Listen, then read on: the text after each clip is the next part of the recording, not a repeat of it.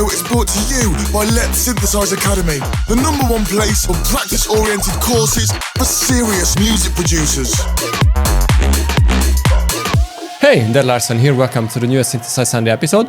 As you may know, Kilohearts guys just released a new filter type, the Nonlinear filter, that is so cool. It has a very nice character and you can use to create stuff like these.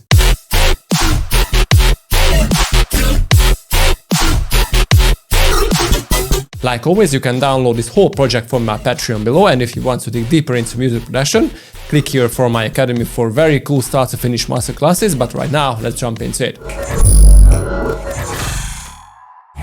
Okay, so here is the filter, Nonlinear filter, and this is so cool because, you know, you can choose from several like distortion modes or color modes, I don't know, but if you do that, you know, you can see it on the filter curve actually. And I so love this visual representation.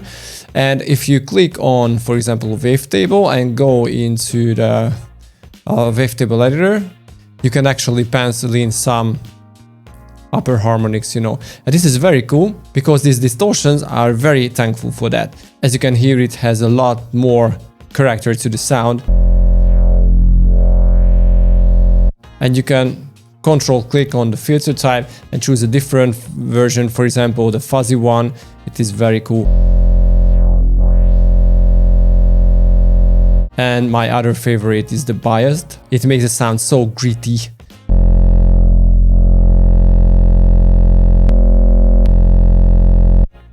So let's compare it. If you use a regular filter type, this is the sound that you get. But with the non-linears, you get lots of grit and lots of distortion, and it is so cool, especially if you go with the bandpass filter type.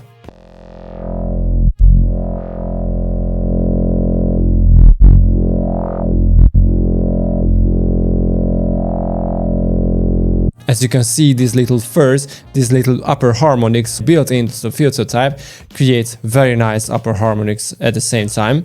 And because we added lots of other harmonics in the wavetable, the result is so cool, especially if you go forward and add the saturator.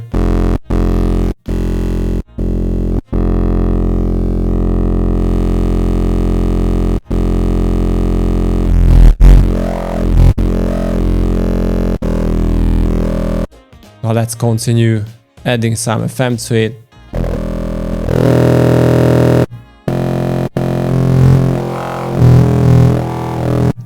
So this is a very nice way to play around with. There are a lot of potential into this. Now let me show you what I did to this sound, because this is the preset where I use a non-linear filter type in very heavily. So if this is the sub, it is not interested in, it is only just a distorted sine. As you can see, I used the default wavetable with the same technique that I just showed you. I added some upper harmonies to the sine wave, because the first cycle is a sine wave, and I use an analog to FM modulate the wavetable actually, and I'm not really sure why this is here, but the trick here is the nonlinear filter type. So this is how it sounds now. It's such a cool sound, and the character behind it is given very heavily by the nonlinear filter types, because if I disable them, it's just so flat and so FME, not gritty. There is an EQ to add a lot more tops to it, a comp filter, a saturator. That actually plays a very important role here. Another filter, but this time just a notch.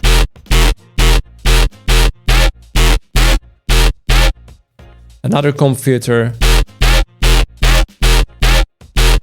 Another nonlinear filter.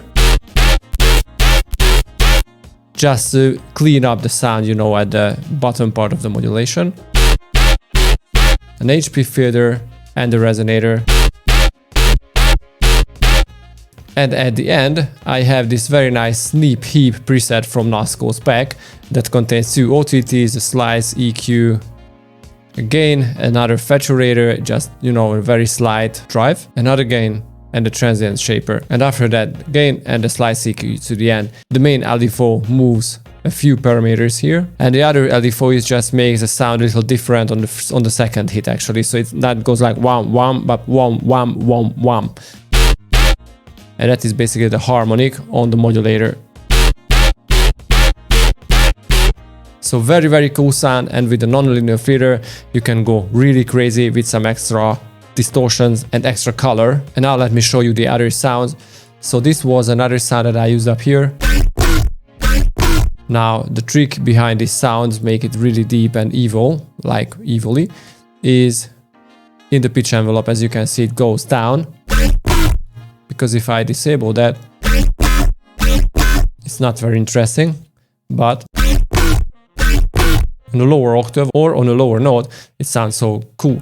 So this is why I decided to resample this thing, as you can see here. And I added a special resonator and the reverb. But the thing is that you can do a lot more with this. So I decided to use the lower part of this sound a lot more frequently, because it sounds so cool. And this version is 12 semitones higher with the complex warping mode. The other version, again the same thing, and this time it is cranked out to 2 octaves but with the texture mode on. And these grain sizes give the character, the change to the sound. So this is the main bass.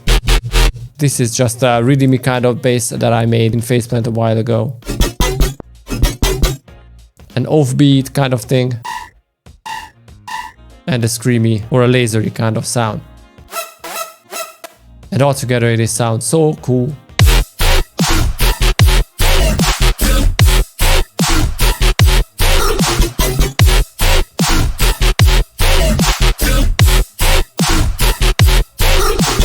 Okay, if you want to learn more about dubstep production, click here for my academy, where there are very cool dubstep production courses. And if you want to download the full project, go down to my Patreon below, and see you guys next time. Peace.